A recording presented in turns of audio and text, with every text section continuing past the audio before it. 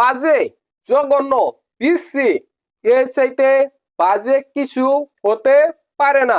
আপনি যদি আরো কোনো ভাষা ব্যবহার করতে চান করতে পারেন। বাংলাদেশের খেলা এতটা জঘন্য, এতটা বিশ্রী, সেটা মুখে প্রকাশ করা খুবই কঠিন। যেখানে বিপক্ষ দল করেছে মাত্র 190 রান ওয়ানডে ফরম্যাটে, সেখানে বাংলাদেশ ওই রানটাও শেষ করতে পারে না। বাংলাদেশ 109 রানে অল আউট, 81 রানে এই ম্যাচটাও বাংলাদেশ পরাজিত।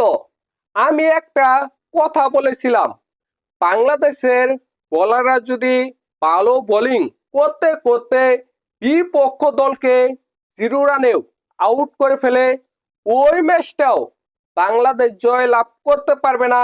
কারণ বাংলাদেশের ব্যাটারদের যোগ্যতা, দক্ষতা, ক্ষমতা নেই ওই 1 রান করবে।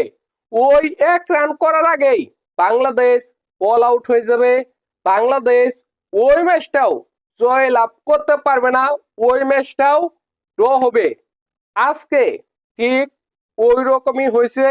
আজকে বাংলাদেশের বোলাররা অসাধারণ বোলিং করেছিল, দুর্দান্ত বোলিং করেছিল, আফগানিস্তানকে 190 রানে আটকে রেখেছিল।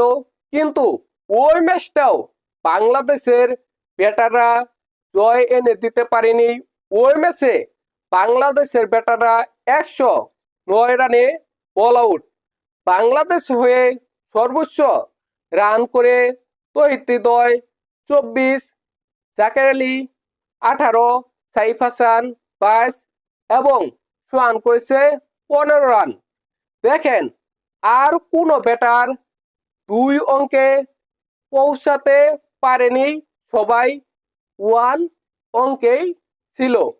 এতটা বাজে, এতটা জঘন্য কিভাবে ব্যাটিং করে একটা দলের ব্যাটাররা, সেটা ভাবতে কষ্ট লাগে, সেটা ভাবতে লজ্জা লাগে, সেটা ভাবতে ধিক্কার দিতে ইচ্ছা করে।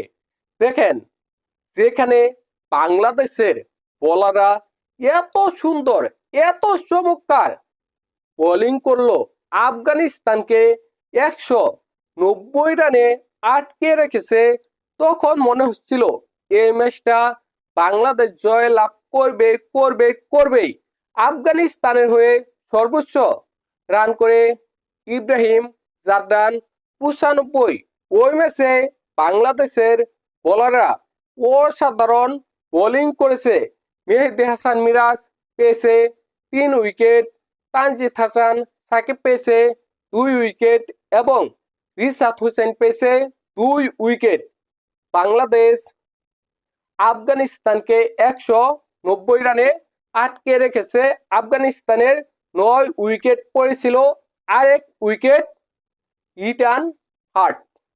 এই আফগানিস্তান 190 রানে প্যাকেট। তখন তো মনে হচ্ছিল এই ম্যাচটা বাংলাদেশ জয় লাভ করবে করবে করবেই, 1-1 সমতায় ফিরবে।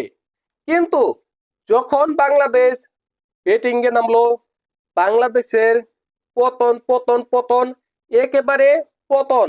একের পর এক উইকেট, একের পর এক উইকেট।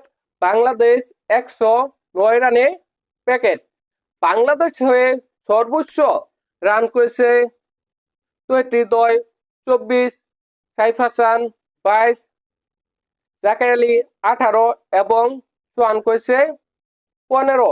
আর কেউ 2 অঙ্কে পৌঁছাতে পারেনি, সকলে 1 অঙ্কেই গন। এটাই হলো বাংলাদেশের ব্যাটিং। এর চাইতে জঘন্য, এর চাইতে বাজে ব্যাটিং করা সম্ভব নয়। তাই হয়তোবা বাংলাদেশ আরো বাজে ব্যাটিং করতে পারেনি। দেখেন, বাংলাদেশ আফগানিস্তানের সাথে 1 ম্যাচ হাতে রেখে সিরিজ হেরেছে। হয়তোবা বাংলাদেশ আফগানিস্তানের সাথে হোয়াইট ওয়াশ হবে, এটা বলা যায়। এটা বাংলাদেশের খেলা দেখেই মনে হচ্ছে। দেখেন, বাংলাদেশ ওয়ানডে বিশ্বকাপ 2027-এ সরাসরি খেলতে পারবে কি পারবে না সেটা নিয়ে সংশয় রয়েছে। যে জঘন্য বাংলাদেশ ওয়ানডে ফরম্যাটে খেলতেছে, এতে সংশয় সন্দেহ দুইটাই কাজ করতেছে। দেখেন, বাংলাদেশের সামনে ওয়ানডে বিশ্বকাপ 2027-এর আগে খুব বেশি ম্যাচ নেই। বাংলাদেশ আফগানিস্তানের সাথে এই ম্যাচটাও হেরে গেল, হয়তোবা আগামী ম্যাচটাও হেরে যাবে। সেক্ষেত্রে বাংলাদেশের ওয়ানডে বিশ্বকাপ 2027-এ সরাসরি খেলা খুবই কঠিন হয়ে যাবে, বড্ড কঠিন হয়ে যাবে। আপনাদের কি মনে হয় অবশ্যই কমেন্ট করে জানাবেন। বাংলাদেশ কি সরাসরি ওয়ানডে বিশ্বকাপ 2027-এ খেলতে পারবে নাকি পারবে না?